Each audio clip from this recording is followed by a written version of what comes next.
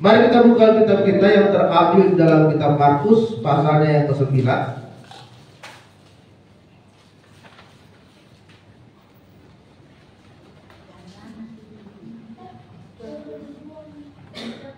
Kita akan baca dari ayat ke-22 sampai dengan ayat ke-24.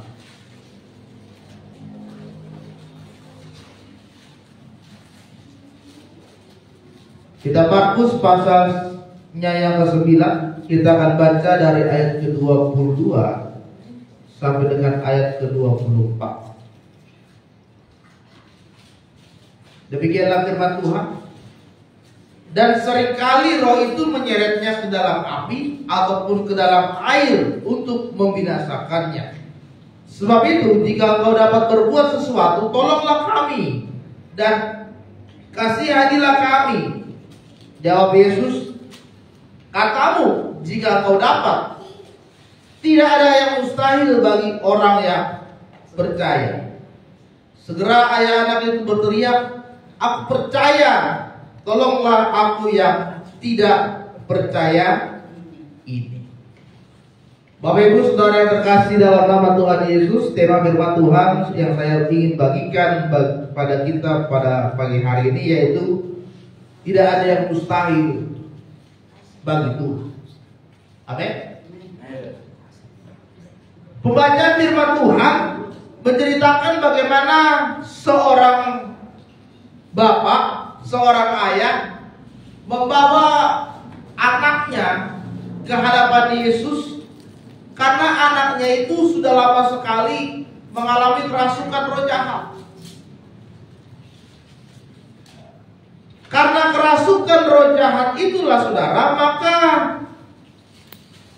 anaknya itu sering sekali mengalami kejang-kejang dan mulutnya sering keluar busa. Bagaimana roh jahat itu ingin membinasakan anak ini? Seringkali dia dibawa ke air supaya dia tenggelam, ataupun dia dibawa ke api agar dia mati terbakar.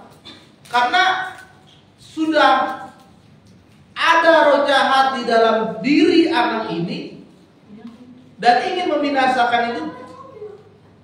Tapi ketika suatu hari dia mendengar bahwa ada seorang pribadi yang dapat mengusir roh jahat bernama Yesus. Kemudian dia membawa anaknya itu bertemu dengan Tuhan Yesus, dan pada saat itu dia berseru kepada Yesus, Tuhan tolonglah, kasihanilah aku Tuhan, lihat anakku ini Bapak. Dia kerasukan roh jahat, dia dilempar ke sana ke sini, dia digocek ke sana ke sini, dibawa ke air supaya ditenggelamkan, dibawa ke api supaya dia mati terbakar. Tuhan. Lalu apa yang dikatakan oleh Tuhan Yesus? Yesus berkata, tidak ada yang mustahil bagi orang yang percaya. Saudara terkasih dalam nama Tuhan, di dalam Yesus dia sanggup melakukan apapun di dalam hidup saudara. Sudah dibuktikan di dalam kebenaran firman Tuhan, bagaimana Yesus bisa menyembuhkan orang sakit, bagaimana Yesus bisa melakukan mujizat, dia bisa meredakan badai, dia bisa membangkitkan orang yang mati.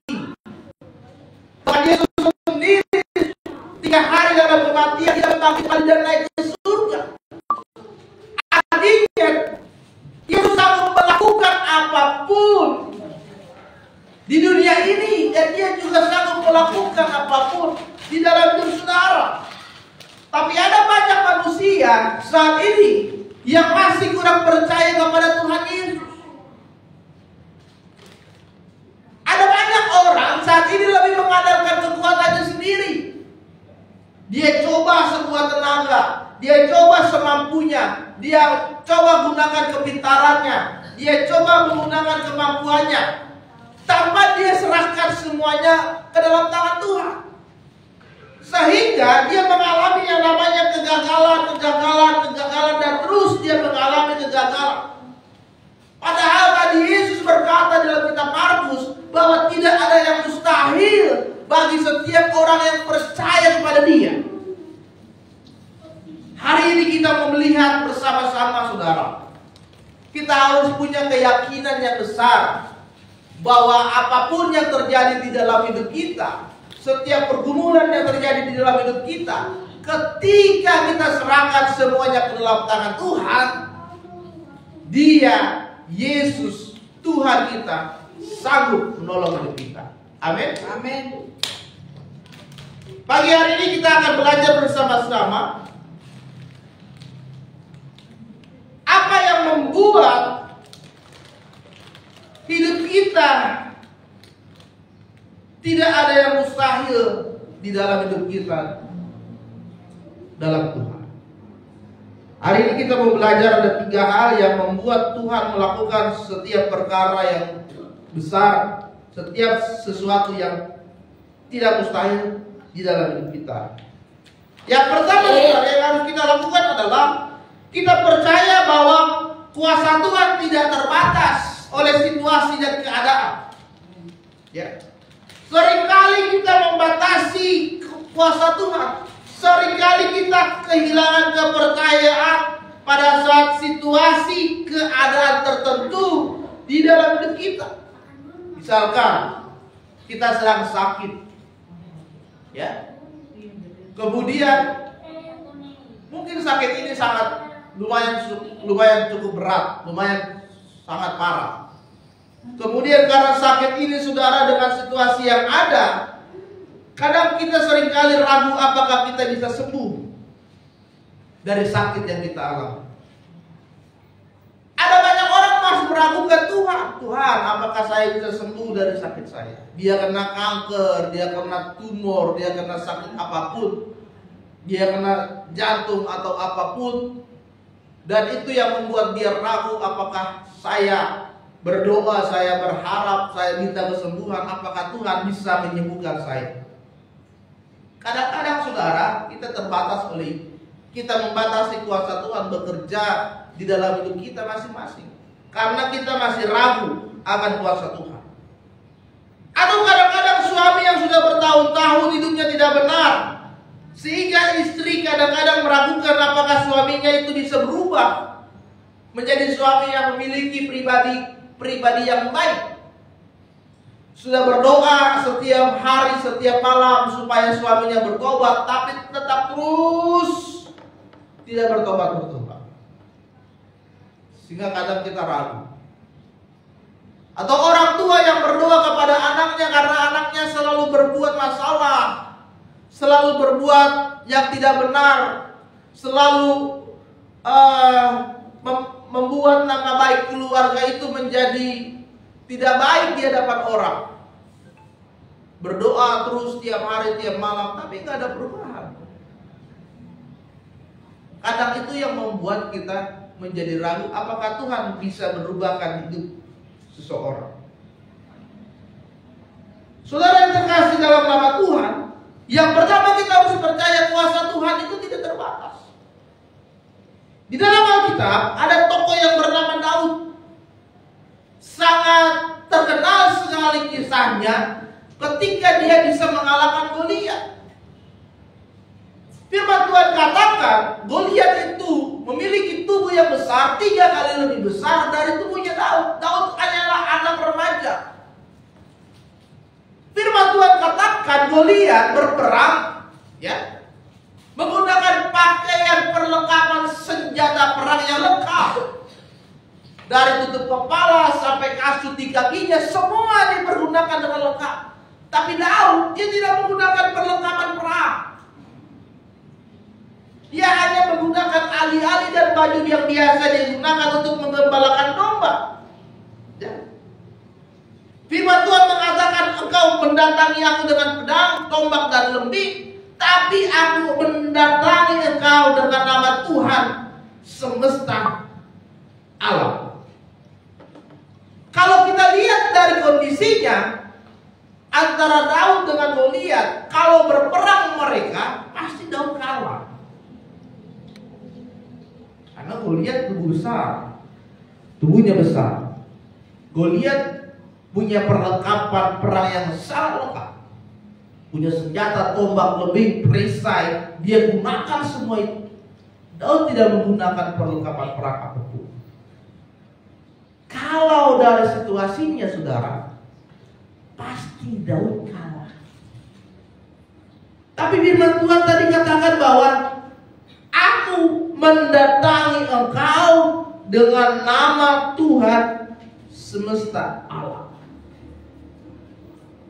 Maka Daud pun menang mengalahkan Goliat.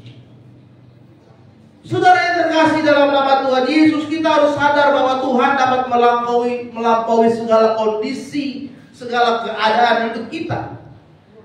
Oleh sebab itu kita harus mempunyai iman yang kuat di dalam Tuhan.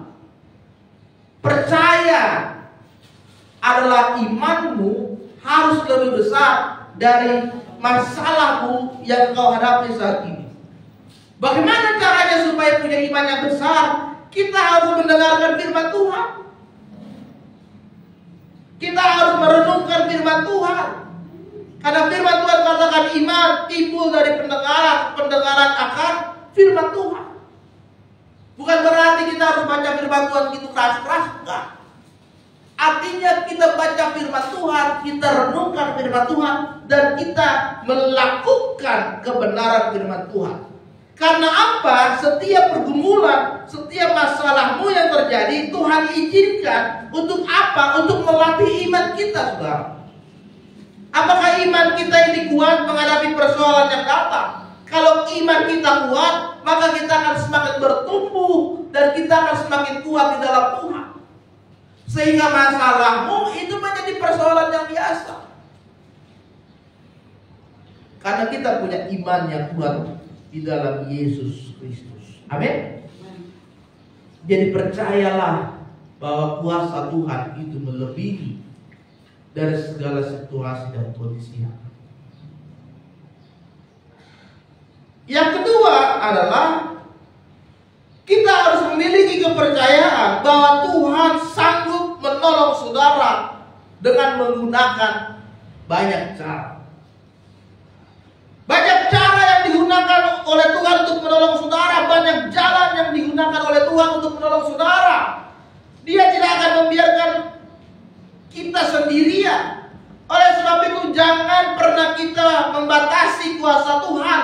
Terlalu banyak berpikir bagaimana ya caranya Tuhan tolong kita. Dari mana datangnya pertolonganku. Kadang kita terlalu banyak berpikir sehingga kita tidak tahu bahwa Tuhan punya banyak cara untuk menolong saudara. Tuhan bisa melakukan banyak cara, apapun dia bisa lakukan untuk menolong hidup kita. Tapi kadang kita membatasi cara Tuhan. Kita berdoa, Tuhan tolonglah supaya si A menolong saya punya masalah. Tuhan tolonglah gerakan hati si B. Kita hanya fokusnya ke situ. Si A, si B. Ternyata orang yang tidak kita duga, yang tidak kita sangka-sangka datang membantu kita. Kadang-kadang orang yang kita pikirkan tidak dapat menolong kita, tiba-tiba dia datang tolong kita. Atau orang yang tidak kita kenal, kita tidak tahu, saudara bukan, tetangga bukan, teman bukan, tiba-tiba datang menolong kita. Tuhan punya banyak cara untuk menolong hidup saudara. Jadi jangan pernah membatasi kuasa Tuhan. Yang penting percaya saja. Istri saya punya kesaksian. Sebelum dia menikah, dia sedang menjahit pakaian pengantin. Dan dia tidak tahu. Tadinya dia jahit, pakaiannya biasa saja. Model-model biasa gitu ya. Karena kan istri saya orangnya sangat sederhana sekali, low profile gitu kan. Sangat sederhana, dia nggak tahu model, yang penting jahit aja. Jadi aja udah. Tiba-tiba ketika di tukang jahit ada seorang ibu yang dia tidak kenal, saudara bukan, siapa bukan, yang melihat, kok pakaian pengantinmu seperti ini, biasa sekali. Dia bilang, iya Bu, saya tahunya begini. Ternyata ibu ini bilang, udah, coba cari kain yang lain, bahan yang lain. Diambil sama tukang jahitnya bahan yang lain yang lebih bagus. Dan dia bilang, tolong ukur ke badannya, carikan model yang terbaru saat ini. Dibikin, oh ini bu modelnya, yaudah tolong jahitkan. Dibayar uang jahitnya, dibayar uang bahannya, udah kenalan sampai situ. Setelah itu pergi, nggak ketemu lagi sampai sekarang. Orang yang nggak tahu siapa, nggak kenal siapa, bukan saudara, bukan teman, hanya ketemu di tempat uang jahit. Setelah itu pergi. Itu artinya Tuhan bisa pakai siapapun untuk menolong saudara. Di dalam firman Tuhan, ketika Elia pada saat itu sedang berada di dalam pelarian dari Jezebel, Elia bingung dia mau lari kemana, dia mau pergi kemana, dia bingung. Lalu pada saat itu dia berada di Sungai Kerit di sebelah timur Sungai Yordan. Tiba-tiba Tuhan berkata, Elia, jangan takut, aku akan menyertai engkau. Pada saat itu saudara, pada waktu pagi, ada burung-burung gagak datang membawa roti kepadanya, membawa daging kepadanya. Dan air di Sungai Kerit itu sangat jernih sekali sehingga dia bisa minum di sana. Pada saat pagi, pada saat sore hari, burung-burung gagak itu membawa makanan kepada Elia, membawa roti, membawa daging, ya kan? Coba saudara bayangkan, burung gagak ini kan makanannya daging, ya. Tapi Tuhan bisa pakai burung gagak untuk menolong Elia. Entah daging dari mana diambil oleh burung gagak ini. Kemudian seharusnya karena dia adalah pemakan daging, ya, dia makan aja daging itu. Tapi ini burung itu Tuhan bisa bikin daging yang mereka bawa nggak mereka makan. Mereka berikan kepada Elia untuk mereka makan. Burung bawa roti, mereka tidak makan. Mereka bisa berikan kepada Elia, dan itu mereka berikan pagi dan sore hari. Kalau kita berpikir secara logika, ya nggak mungkin bisa lah. Kan burung gagak memakan daging. Tapi Tuhan bisa melakukan apa yang tidak mungkin menjadi mungkin. Dan Tuhan bisa melakukan banyak cara untuk memberkati dan menolong hidup saudara. Jadi jangan pernah membatasi kuasa Tuhan. Jangan pernah saudara membatasi iman saudara. Yang penting adalah berdoa, berharap sungguh-sungguh akan kuasa Tuhan. Dan lihatlah bagaimana Tuhan bekerja untuk menolong hidup saudara. Jangan pernah ragu. Jangan pernah saudara menganggap bahwa Tuhan kita itu biasa-biasa saja. Kita punya Tuhan yang luar biasa, Tuhan yang hebat. Yesus itu Tuhan yang penuh dengan kuasa di dalam hidup kita. Amin.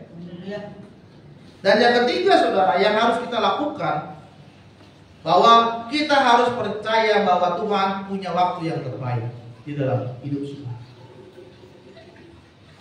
Tuhan punya waktu untuk menolong saudara. Tuhan punya waktu untuk mengabulkan doa saudara. Bukan berarti Tuhan tidak mau, bukan berarti Tuhan tidak mampu menolong saudara. Tapi ada waktunya Tuhan, perkiraannya Tuhan. Disitulah yang tepat Dia akan memberikan pertolongan dalam hidup kita. Makanya waktu kita ini bukan waktunya Tuhan. Kadang kita berpikir, Tuhan tolong aku saat ini juga. Tapi Tuhan gak tolong, berarti itu bukan waktunya Tuhan. Tuhan tolong, minggu depan kontrakan saya sudah habis. Kalau tidak saya akan diusir dari rumah. Ternyata minggu depan gak ada pertolongan. Berarti itu belum waktunya Tuhan di dalam hidup saudara. Ya. Pada waktu itu saudara, Maria dan Marta adalah kakak dari Lazarus. Mereka datang kepada Yesus dan berkata, Tuhan tolong adik kami ini sedang sakit. Ya. Tolong mampirlah ke rumah kami, doakanlah adik kami supaya dia tidak sembuh dari sakit. Tapi ternyata Yesus tidak datang ke rumah mereka. Sengaja 2 hari Yesus berada di tempat itu, tapi dia tidak datang mengunjungi Lazarus, adik dari Maria dan Marta. Kemudian akhirnya meninggal Lazarus ini. Lalu Yesus datang ke rumah mereka dan mereka berkata, Tuhan, adik kami sudah meninggal. Seandainya saja waktu itu engkau datang, mungkin dia tidak akan meninggal, dia akan sembuh dari sakitnya. Itu waktu manusia. Ya. Mereka berpikir waktunya Tuhan ya pada saat dia menyembuhkan adiknya yang sakit itu, Lazarus. Tapi waktunya manusia pada saat mereka menyembuhkan adiknya yang sakit. Tapi itu bukan waktunya Tuhan. Ketika Yesus datang dan mendapati bahwa Lazarus sudah mati dan mereka berkata, Tuhan, adik kami sudah meninggal. Lalu Yesus berkata, bawa saya ke kuburannya Lazarus. Dan ketika itu dibawalah Yesus ke sana dan Yesus berkata, hai Lazarus, bangun dan bangkitlah engkau dari kematian. Tiba-tiba saja saudara, pintu kuburan itu terbuka dan tiba-tiba Lazarus bangun dan dia bangkit dari kematian. Itulah waktu Tuhan. Ya. Itulah waktu Tuhan di dalam hidup kita. Bagaimana Lazarus yang dipikir oleh orang-orang pada saat itu bahwa Yesus sanggup menyembuhkan segala penyakitnya. Ternyata Tuhan punya waktu bahwa Lazarus bukan cuma sembuh, tapi dia bangkit dari kematian. Kalau hanya pada saat itu Lazarus disembuhkan dari sakit, ya semua orang sudah menganggap itu hal biasa. Karena Yesus juga melakukan mujizat-mujizat yang lain. Tapi ketika orang melihat bahwa Lazarus bisa bangkit dari kematian, maka takjub dan heranlah mereka. Dan ternyata Yesus itu adalah Tuhan yang bisa membangkitkan orang dari kematian. Dan semakin percayalah orang kepada Yesus pada saat itu. Itu waktu Tuhan. Jadi saudara yang terkasih dalam nama Tuhan, kita harus tetap berdoa dan tetap percaya di dalam hidup kita. Apapun yang terjadi dalam hidupmu, kita percaya pertolongan Tuhan tepat pada waktu. Terus berdoa sampai sesuatu terjadi di dalam hidup saudara. Tetap tekun berdoa sampai sesuatu terjadi, sampai Tuhan